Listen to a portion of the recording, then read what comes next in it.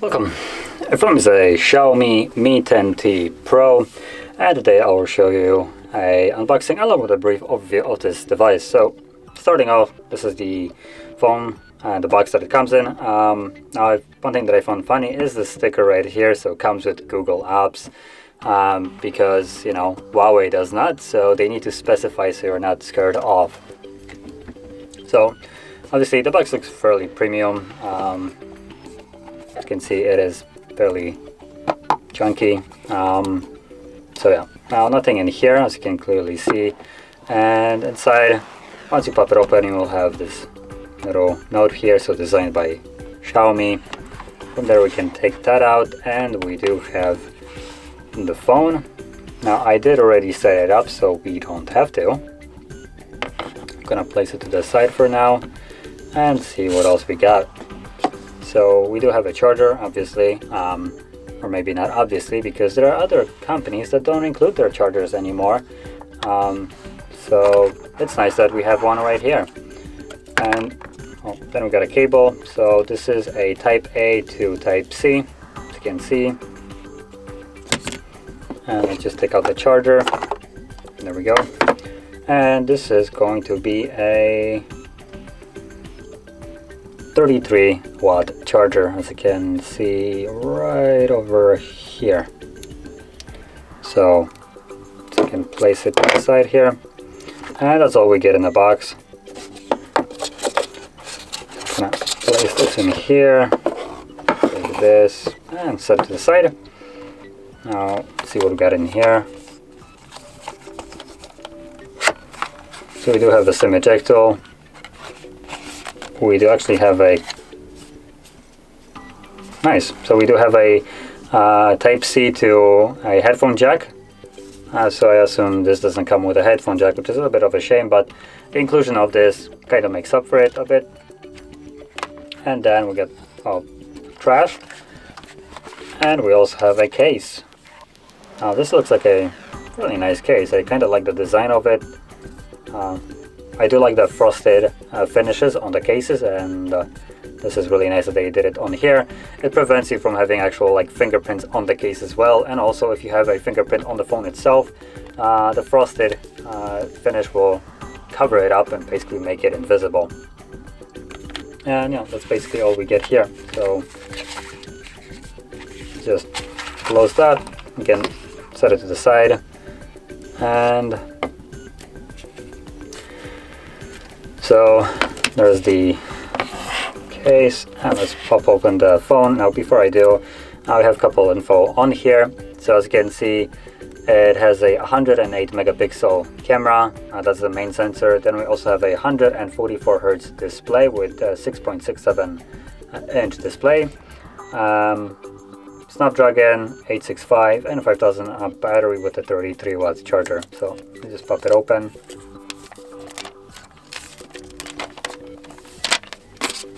Throw that to the side, and there's the phone itself. Now, like I said, I already did set it up. I'm gonna quickly also change the wallpaper so it is something a little bit brighter, clear. Now, let's go to see what we got here.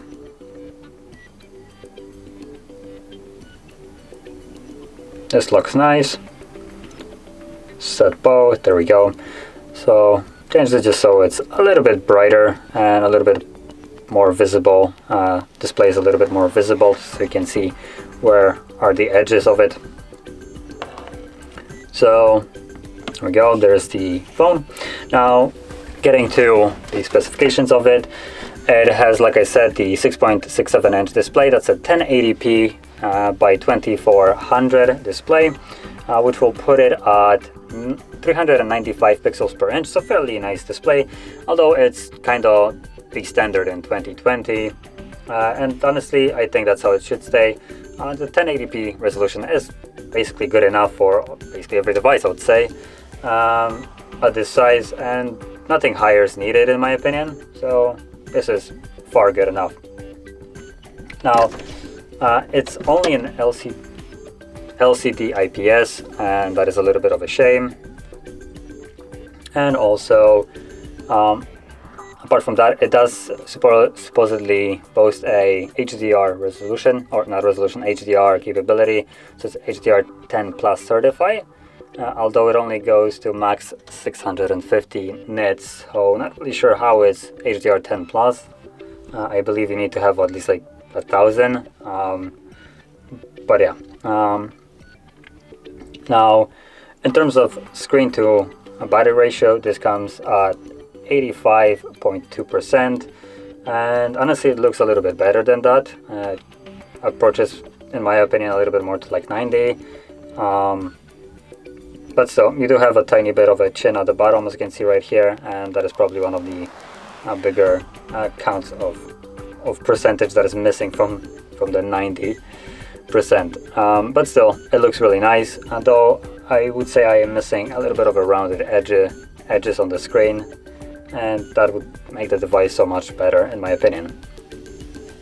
Now, also, like we've seen, or on the foil, it does have a 144 Hz refresh rate. Sadly, I won't be able to show it off here. I believe it's already enabled by default. I'm gonna quickly check it, and you can see the wobble of the phone due to the camera. So, like I said, I don't think you. Like I say, the refresh rate is enabled, I believe, but you won't be able to see it. Lost my train of thoughts there. And yeah, it is enabled. Now, the reason why you won't be able to see it is because the camera is recording at only 60 frames, and anything higher than that is just lost. But if you have the phone, you can enable it and see it. Also, you can see it right here on this kind of images. So it does give us a really nice kind of animation of how it differs.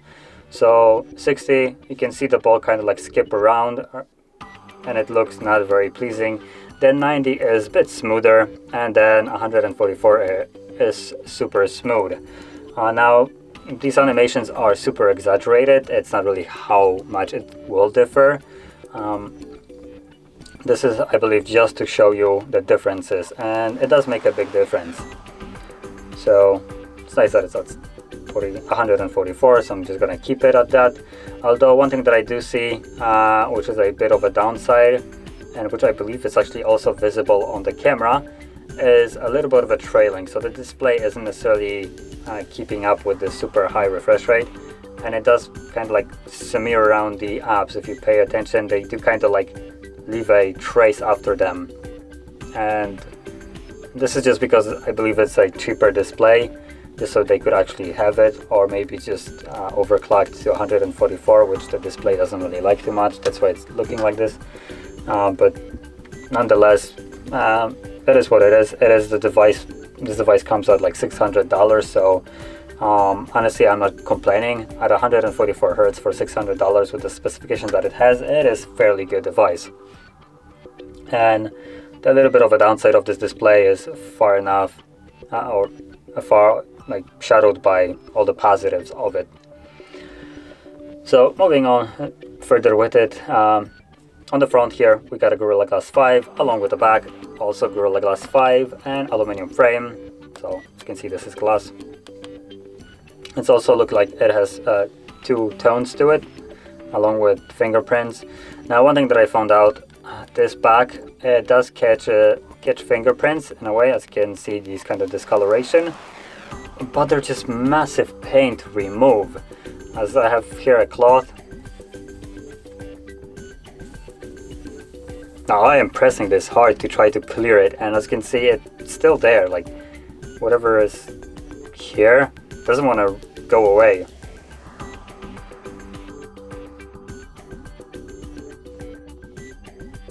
So this is a absolute nightmare to actually clean this off, and not really sure why. I have never seen a display that hard to clean. Probably if you have some kind of solution on the back of it, it will go a little bit easier, but without it, it's almost impossible.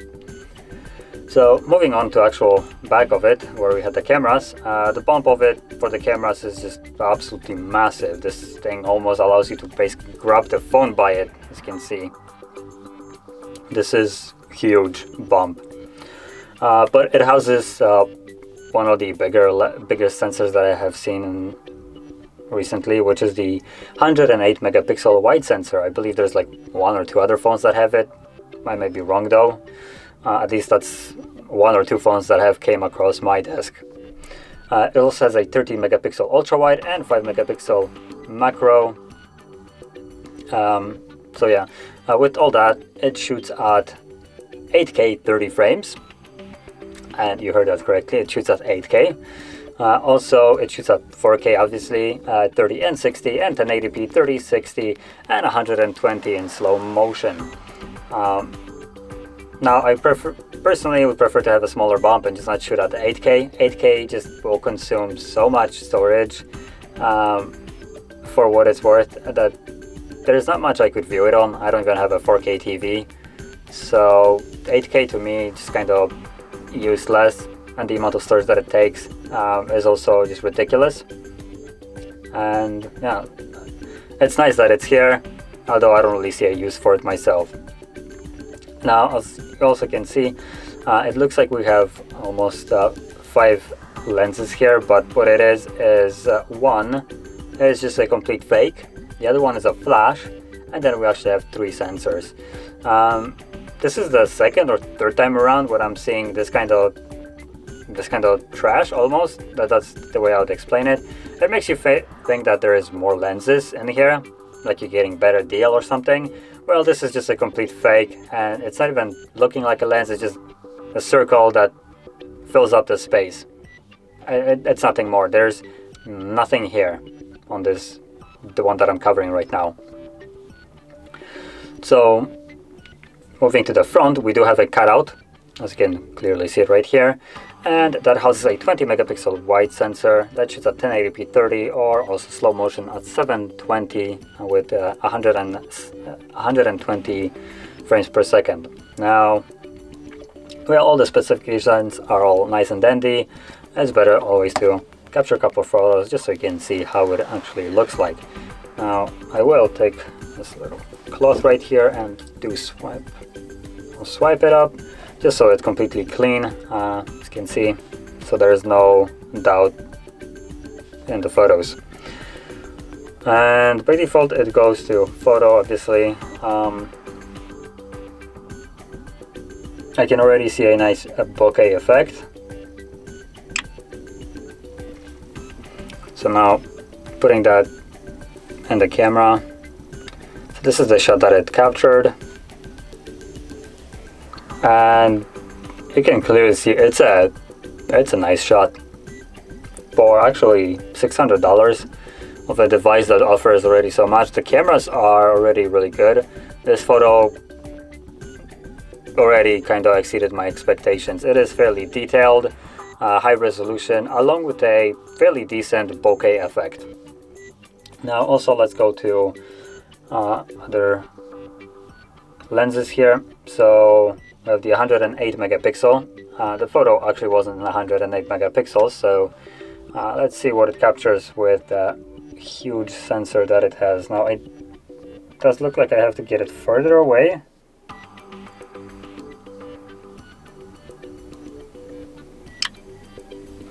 Okay, so this is the 108 megapixels.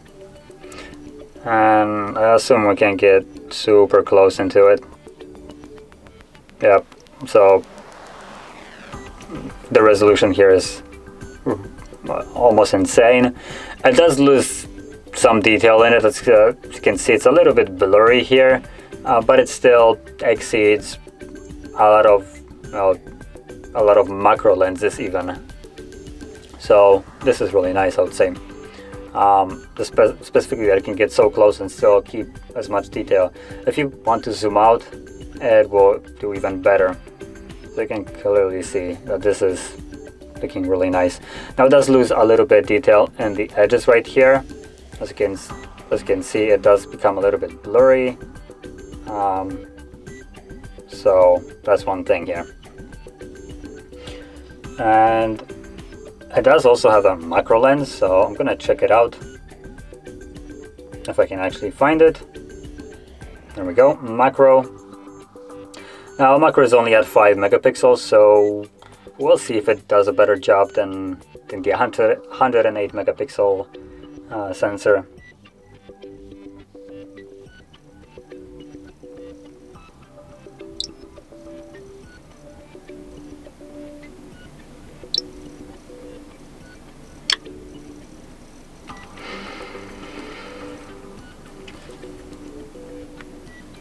So right off the bat, it doesn't do as good of a job.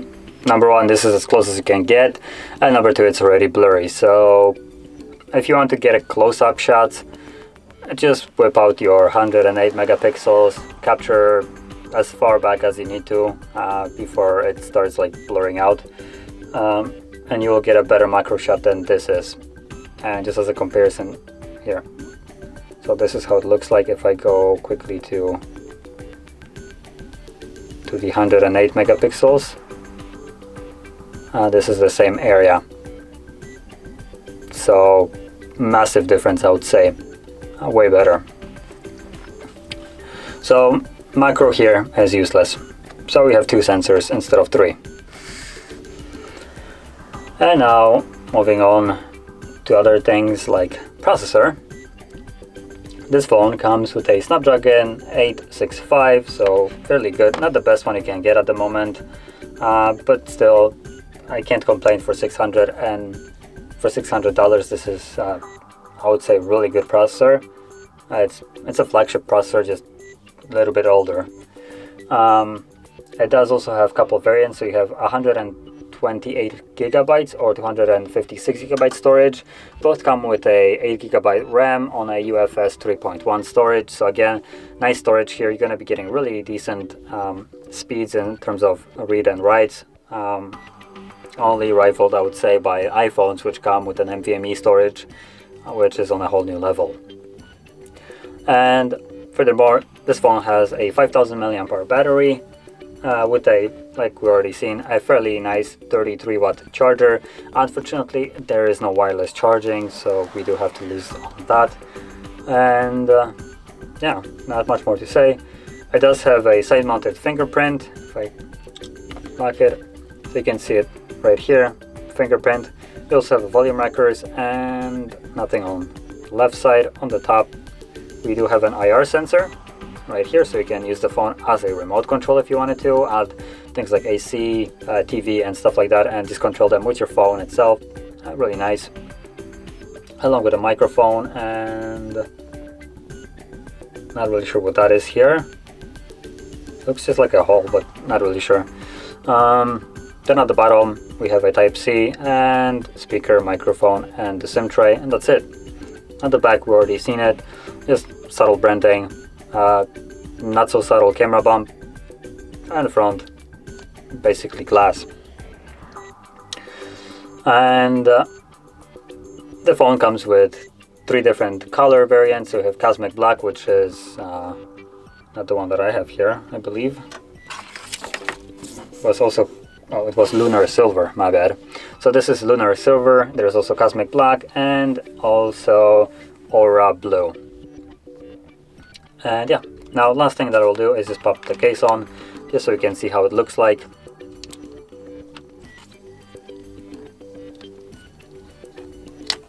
There we go. So it's on here, and as you can see, the case looks fairly nice. I know it would look better without the sticker here, but kind of like the Xiaomi branding here on the casing. Looks really nice, along with the cutout. I do like the design of it. It looks really nice and premium. Then also something that I really like, apart from the case itself, is the fact that they didn't do these obnoxiously huge edges here.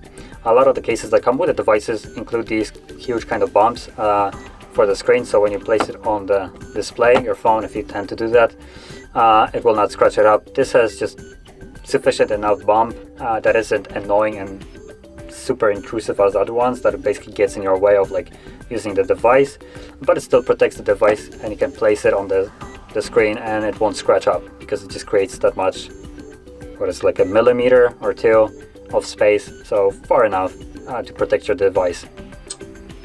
And other than that, it's a nice case and also a nice device.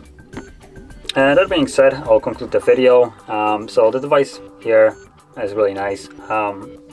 It does, do everything that it's supposed to do. It has a super nice refresh rate. The resolution is good. The color of this display is nice, although I'd really like to see an OLED display or AMOLED, something along those lines, instead of an LCD. It does have a really good storage. The price is super compelling, along with a fairly good battery life and overall generally good specifications. Now the only thing that I would kind of say is the camera, at least one of them, is completely useless and just there for the people that don't know what they're looking for and think that more cameras equals better, not the phone here. The only good camera here, I would say, is the ultra wide and the 108 megapixel wide. The macro is just completely useless. To me personally, also the 8K capability of recording is just kind of misses the mark. I don't really see a purpose for it.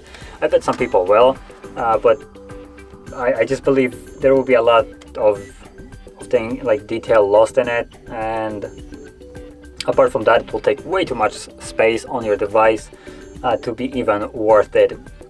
That's just my personal opinion. And the lack of Qi charging is also a little bit of a bummer for something that is basically a flagship device.